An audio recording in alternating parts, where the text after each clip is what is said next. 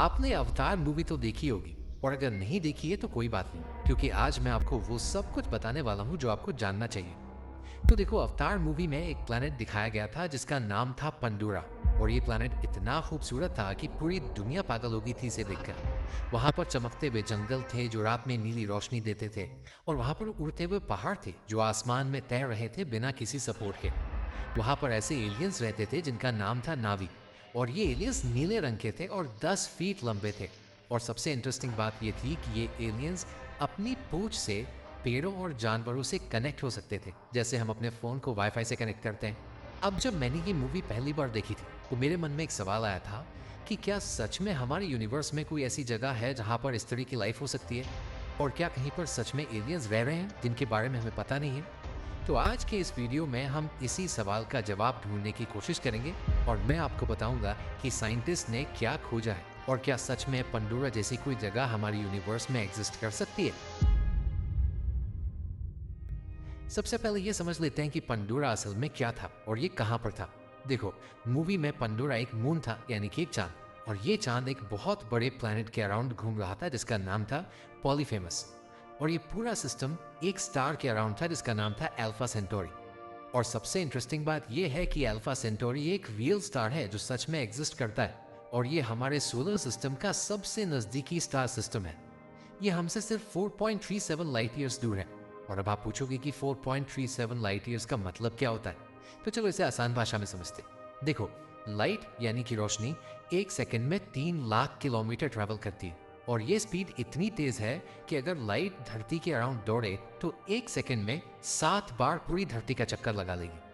अब एक light year का मतलब होता है कि लाइट ने एक साल में कितनी दूरी तय की, और ये दूरी होती है लगभग 9.5 ट्रिलियन किलोमीटर्स। तो अल्फा सेंटोरी, जो हमारा सबसे नज़दीकी स्टार सिस्टम है, वो हमसे लगभग 40 ट्रिलियन किलोमीटर्स दूर है। अब अगर हम अपने सबसे फास्ट स्पेसक्राफ्ट से वहाँ जाएं तो हमें लगभग 70,000 साल लग जाएंगे वहाँ पहुँचने में। और ये सुनकर आपको लगेगा कि भाई ये तो बहुत ज़्यादा दूर है, लेकिन यूनिवर्स के हिसाब से ये बिल्कुल भी ज़्यादा नहीं, क्योंकि यूनिवर्स इतना बड़ा है कि आप इमेजिन भी नहीं कर सकते। अब बात करते हैं कि क्या अल्फा सेंटोरी में सच में कोई पंडोरा जैसा मून हो सकता है। तो देखो, साइंटिस्ट्स ने 2016 में एक बहुत बड़ी डिस्कवरी की थी। उन्होंने पाया कि अल्फा सेंटोरी सिस्टम में एक प्लैनेट है जिसका नाम उन्होंने रखा प्रॉक्सिमा सेंटोरी बी। और ये प्लैनेट हमारी धरती जितना ही साइज का है। और सबसे इंटरेस्टिंग बात यह है कि ये प्लैनेट अपने स्टार से बिल्कुल सही दूरी पर है। इसका मतलब ये है कि यहाँ पर ना तो बहुत ज़्यादा गर्मी है और ना ही बहुत ज़्यादा ठंड। और इसी जोन को साइंटिस्ट्स कहते हैं हैबिटेबल जोन, यानी कि वो जगह जहाँ पर लाइफ पॉसिबल हो सकती है। अब आप सोच रहे होंगे कि हैबिटेबल जोन का क्या मतलब होता है, तो चलो इसे एक आसान एग्जांपल से समझते हैं। मान लो आपके घर में एक हीटर, और अगर आप हीटर के बहुत पास बैठो तो आपको बहुत गर्मी लगेगी, और अगर आप बहुत दूर बैठो तो आपको ठंड लगेगी। लेकिन बीच में एक जगह है जहां पर आपको बिल्कुल आराम मिलता है, और वही है परफेक्ट जोन। बिल्कुल इसी तरह से हर स्टार के अराउंड एक जोन होता है जहां पर ना तो बहुत गर्मी है और ना ही बहुत ठंड। और इसी जोन में अगर कोई प्लैनेट हो तो वहां पर पानी लिक्विड फॉर्म में हो सकता है, और जहां पानी है वहां लाइफ पॉसिबल है। अब बात करते हैं एक ऐसे प्लैनेट की जिसे साइंटिस्ट्स ने धरती का बड़ा भाई बोला है, और उसका नाम है केपलर 452b। ये प्लैनेट 2015 में डिस्कवर हुआ था, और जब साइंटिस्ट्स ने इसे देखा तो वो शॉक्ड रह गए थे, क्योंकि ये प्लैनेट धरती से इतना मिलता जुलता था कि उन्हें लगा कि शायद यहाँ पर सच में लाइफ हो सकती है।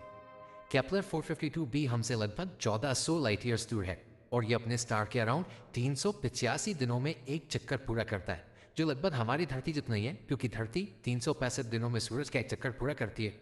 अब सबसे इंटरेस्टिंग बात यह है कि केपलर 452b का स्टार भी हमारे सूरज जैसा ही है। इसका मतलब यह है कि अगर आप केपलर 452b पर खड़े हो और ऊपर देखो तो आपको आसमान में एक सूरज जैसा ही स्टार दिखेगा, और वहां का दिन और रात भी लगभग धरती जैसा ही होगा।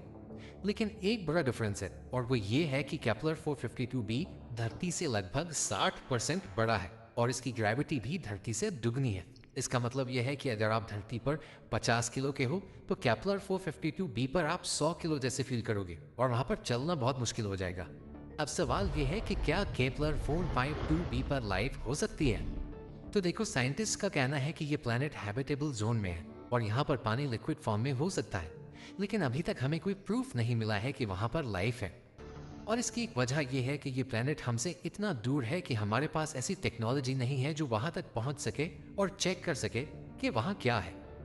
लेकिन साइंटिस्ट्स ने एक और तरीका निकाला है और वो है स्पेक्ट्रोस्कोपी। स्पेक्ट्रोस्कोपी का मतलब ये है कि जब किसी प्लैनेट के अराउंड से लाइट गुजरती है तो वो लाइट उस प्लैनेट के एटमॉस्फेयर से पास होती है और एटमॉस्फेयर में जो भी गैसेस हैं वो उस लाइट को थोड़ा चेंज कर देती हैं। अब साइंटिस्ट्स उस लाइट को स्टडी करके पता लगा सकते हैं कि उस प्लैनेट के एटमॉस्फेयर में कौन कौन सी गैसेस हैं, और अगर वहां पर ऑक्सीजन या मीथेन मिल जाए तो ये एक बड़ा साइन हो सकता है कि वहां पर लाइफ है, क्योंकि धरती पर ये गैसेस लाइफ की वजह से ही हैं। अब बात करते हैं एक और इंटरेस्टिंग प्लैनेट की जिसका नाम है ट्रैपिस्ट 1e। ये प्लैनेट 2017 में डिस्कवर हुआ था और साइंटिस्ट के हिसाब से ये अब तक का सबसे प्रॉमिसिंग कैंडिडेट है जहां पर लाइफ हो सकती है। ट्रैपिस्ट 1 एक स्टार सिस्टम है जो हमसे लगभग 40 लाइट ईयर्स दूर है और इस सिस्टम में 7 प्लैनेट्स हैं और इनमें से 3 प्लैनेट्स हैबिटेबल जोन में हैं। सबसे इंटरेस्टिंग बात यह है कि ये सातों प्लैनेट्स एक दूसरे के इतने पास हैं कि अगर आप एक प्लैनेट पर खड़े हो तो आप दूसरे प्लैनेट्स को आसमान में साफ साफ देख सकते हो, बिल्कुल जैसे हम चांद को देखते हैं। तब मान लो अगर सच में इन प्लैनेट्स पर लाइफ है तो वो कैसी दिखेगी, और क्या वो नाभी जैसे एलियंस होंगे जैसे अवतार में दिखाए गए थे? तो देखो, साइंटिस्ट्स का कहना है कि एलियन लाइफ बिल्कुल अलग हो सकती है जितना हम इमेजिन करते हैं। धरती पर लाइफ कार्बन बेस्ड है, यानी कि हमारे शरीर में कार्बन मेन एलिमेंट है, लेकिन किसी और प्लैनेट पर लाइफ सिलिकॉन बेस्ड हो सकती है या फिर कुछ और एलिमेंट बेस्ड हो सकती है। इसका मतलब यह है कि वो एलियंस देखने में बिल्कुल अलग हो सकते हैं और शायद हम उन्हें पहचान भी ना पाएं कि ये लाइफ है। एक और बात जो साइंटिस्ट कहते हैं वो ये है कि अगर कोई प्लैनेट धरती से बहुत अलग है तो वहाँ की लाइफ भी बहुत अलग होगी। जैसे मान लो कोई प्लैनेट है जहाँ की ग्रेविटी धरती से 5 गुना ज्यादा है, तो वहाँ के जानवर छोटे और मजबूत होंगे क्योंकि उन्हें ज्यादा वेट उठाना पड़ेगा। और अगर कोई प्लैनेट है जहाँ की ग्रेविटी बहुत कम है तो वहाँ के जानवर लंबे और पतले हो सकते हैं। बिल्कुल इसी तरह से अगर किसी प्लैनेट का स्टार रेड है यानी कि लाल रंग का है तो वहाँ के पौधे भी शायद लाल हों या काले हों, क्योंकि उन्हें उस तरह की लाइट को एब्जॉर्ब करना होगा। अब बात करते हैं पंडोरा के कुछ स्पेशल चीजों की, जैसे कि वहाँ के उड़ते हुए पहाड़ थे। क्या सच में कहीं ऐसा पॉसिबल है? तो देखो, मूवी में दिखाया गया था कि पंडोरा पर एक स्पेशल मिनरल था जिसका नाम था अनऑब्टेनियम, और ये मिनरल मैग्नेटिक फील्ड में फ्लोट कर सकता था। अब रियल लाइफ में ऐसा कोई मिनरल हमें अभी तक नहीं मिला है, लेकिन साइंटिस्ट ने एक चीज डिस्कवर की है जिसे कहते हैं सुपर कंडक्टर। सुपर कंडक्टर एक ऐसा मटेरियल है जो बहुत ठंडे टेम्परेचर पर मैग्नेटिक फील्ड को रिपेल करता है और हवा में तैर सकता है, लेकिन इसके लिए बहुत ज्यादा ठंडा टेम्परेचर चाहिए जो किसी प्लैनेट पर नेचुरली होना मुश्किल है। अब बात करते हैं पंडोरा के चमकते हुए जंगलों की जो रात में नीली रोशनी देते थे। क्या ऐसा सच में पॉसिबल है? तो देखो, धरती पर भी ऐसी चीजें हैं जो अंधेरे में चमकती हैं और इसे कहते हैं बायोल्यूमिनेसेंस। समुद्र में बहुत सारे जानवर हैं जो अंधेरे में चमकते हैं, जैसे जेलीफिश और कुछ मछलियां। यहाँ तक कि जंगल में कुछ मशरूम हैं जो रात में चमकते हैं। तो अगर किसी प्लैनेट पर लाइफ है और वहाँ रात बहुत लंबी है या बहुत अंधेरा है तो वहाँ की लाइफ भी बायोल्यूमिनेसेंट हो सकती है, यानी कि वो भी चमक सकती है। अब सबसे इंटरेस्टिंग बात यह है कि अगर हम मान भी लें कि कहीं पर पंडोरा जैसा कोई प्लैनेट है और वहाँ पर लाइफ है, तो भी हम वहाँ तक पहुँचेंगे कैसे? जैसे मैंने आपको बताया कि सबसे नज़दीकी स्टार सिस्टम भी हमसे 4 लाइट ईयर्स दूर है और हमारी करंट टेक्नोलॉजी से वहाँ पहुँचने में 70,000 साल लग जाएंगे। लेकिन साइंटिस्ट कुछ नई टेक्नोलॉजीज पर काम कर रहे हैं जो इस प्रॉब्लम को सॉल्व कर सकती हैं। एक टेक्नोलॉजी है जिसका नाम है ब्रेक थ्रू स्टार शॉट, और इसमें छोटे छोटे स्पेस क्राफ्ट्स बनाए जाएंगे जो एक पोस्टेज स्टैम्प जितने साइज के होंगे और इन्हें पावरफुल लेजर्स से पुश किया जाएगा। इस तरह से ये स्पेस क्राफ्ट लाइट की स्पीड के 20% तक पहुंच सकते हैं और अल्फा सेंटोरी तक सिर्फ 20 साल में पहुंच सकते हैं। लेकिन ये अभी सिर्फ एक आइडिया है और इसे प्रैक्टिकली बनाने में अभी बहुत टाइम लगेगा। एक और टेक्नोलॉजी है जिसके बारे में लोग बात करते हैं और वो है वर्म होल। वर्म होल एक थ्योरेटिकल कॉन्सेप्ट है जिसमें स्पेस में एक शॉर्टकट होता है। मान लो आप एक पेपर पर 2 पॉइंट्स बनाओ जो बहुत दूर है, लेकिन अगर आप उस पेपर को फोल्ड कर दो तो वो दोनों पॉइंट्स एक दूसरे के पास आ जाते हैं। बिल्कुल इसी तरह से अगर स्पेस को फोल्ड किया जा सके तो हम बहुत दूर की जगहों पर 1 सेकंड में पहुंच सकते हैं। लेकिन ये अभी सिर्फ थ्योरी है और हमें नहीं पता कि वर्म होल्स सच में एग्जिस्ट करते हैं या नहीं। अब एक बहुत ही इंपॉर्टेंट क्वेश्चन जो बहुत लोग पूछते हैं वो ये है कि अगर यूनिवर्स में इतने सारे प्लैनेट्स हैं और इतनी सारी जगहें हैं जहां पर लाइफ पॉसिबल है, तो फिर अभी तक हमें एलियंस क्यों नहीं मिले? इसे साइंटिस्ट कहते हैं फर्मी पैराडॉक्स। एनरिको फर्मी एक फेमस साइंटिस्ट थे और उन्होंने ये सवाल 1950 में पूछा था और आज तक इसका कोई पक्का जवाब नहीं मिला। कुछ साइंटिस्ट कहते हैं कि शायद एलियंस इतने एडवांस्ड हैं कि उन्हें हमसे कोई इंटरेस्ट नहीं है। जैसे हम चींटियों से बात करने की कोशिश नहीं करते, बिल्कुल वैसे ही शायद एलियंस हमसे बात करने में इंटरेस्टेड नहीं है। कुछ साइंटिस्ट कहते हैं कि शायद एलियंस ने खुद को छुपा रखा है क्योंकि यूनिवर्स में कोई खतरा है जिसके बारे में हमें नहीं पता है। और कुछ साइंटिस्ट कहते हैं कि शायद हम अकेले हैं या फिर लाइफ इतनी रेयर है कि हमारे पास के प्लैनेट्स पर कोई नहीं है। लेकिन मेरे हिसाब से सबसे लॉजिकल एक्सप्लेनेशन ये है कि यूनिवर्स इतना बड़ा है और हमारी टेक्नोलॉजी इतनी लिमिटेड है कि हमने अभी बस शुरुआत की है।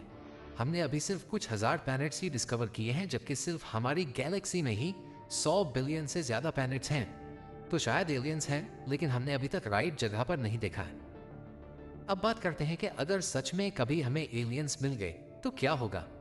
देखो, बहुत सारे साइंटिस्ट कहते हैं कि अगर एलियंस हमसे ज़्यादा एडवांस्ड हैं तो ये हमारे लिए खतरनाक हो सकता है। इतिहास में जब भी एक एडवांस सिविलाइजेशन ने किसी लेस एडवांस सिविलाइजेशन को मिला तो ज़्यादातर टाइम लेस एडवांस्ड वालों का बुरा हाल हुआ। जैसे जब यूरोपियंस अमेरिका पहुंचे तो वहाँ के नेटिव लोगों का क्या हुआ, ये तो आप जानते ही हो। अब फाइनली बात करते हैं कि हम इस पूरी चीज़ से क्या सीख सकते हैं। देखो, जब हम यूनिवर्स को स्टडी करते हैं और दूसरे प्लैनेट्स को देखते हैं तो हमें एक चीज़ रियलाइज़ होती है कि हमारी धरती कितनी स्पेशल है। धरती पर सब कुछ बिल्कुल परफेक्ट है। हमारा सूरज सही साइज का है और हम सूरज से सही दूरी पर हैं। हमारे पास एक बड़ा चांद है जो हमारे प्लैनेट को स्टेबल रखता है। हमारे पास जुपिटर है जो एस्टेरॉइड्स को हमसे दूर रखता है, और हमारे पास एक मैग्नेटिक फील्ड है जो हमें सोलर रेडिएशन से प्रोटेक्ट करता है। अगर इनमें से कोई भी चीज़ थोड़ी भी अलग होती तो शायद धरती पर लाइफ पॉसिबल नहीं होती। तो फाइनल आंसर क्या है कि क्या पंडोरा जैसी कोई जगह है? देखो, पंडोरा जैसा एग्जैक्टली वैसा प्लैनेट शायद नहीं मिलेगा क्योंकि वो एक मूवी में बनाई गई इमेजिनरी जगह थी। लेकिन ऐसे प्लैनेट्स जहाँ पर लाइफ पॉसिबल है और जहाँ शायद कोई और क्रीचर्स रह रहे हों, वो ज़रूर हो सकते हैं। और जब हमारी टेक्नोलॉजी और एडवांस होगी तो शायद हम उन्हें ढूंढ भी लेंगे। अब मुझे बताओ कि आपको क्या लगता है? क्या आपको लगता है कि एलियंस है और हम उन्हें एक दिन मिलेंगे, या आपको लगता है कि हम इस यूनिवर्स में अकेले हैं?